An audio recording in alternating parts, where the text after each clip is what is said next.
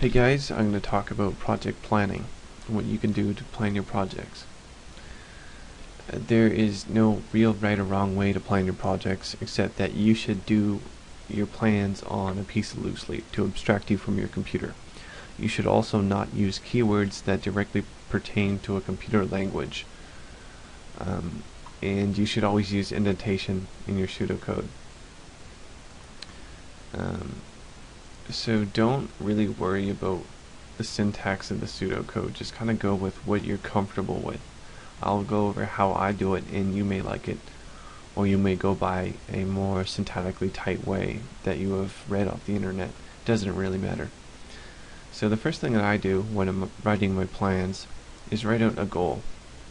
My goal for this specific project is to make a button appear to pop out when the cursor is over the button. The button must return to its original state when the cursor is no longer over it.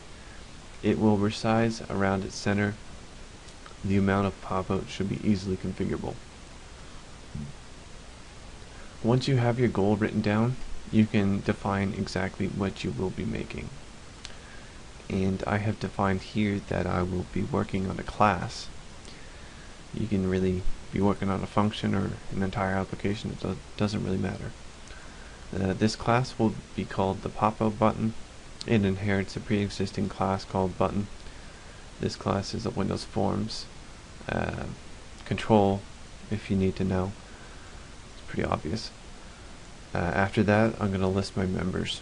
I have one member in this class that I need to make myself, and that is, it's going to be called the Popout amount, and it's going to be a number. And when I say number, I mean whole number. Anything that's like a integer, short, long, unsigned integer. It's just so that I'm not using words that pertain to a language, computer language. After that, I'm going to list my events.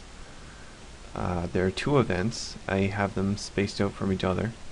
I don't space anything out from each other unless it's a method.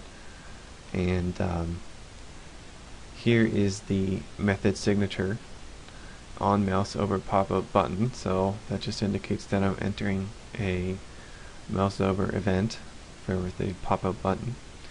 And after that, I have 2 lines here. They are indented to indicate that they are within the event handler. And any statements are going to begin with a dash.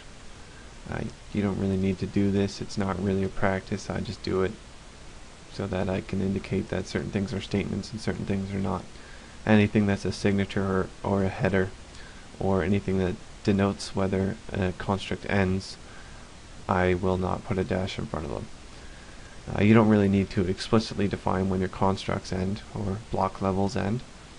I do it just because it makes it obvious when you're reading the pseudocode. Indentation level should also indicate when certain constructs start or begin. Start or end.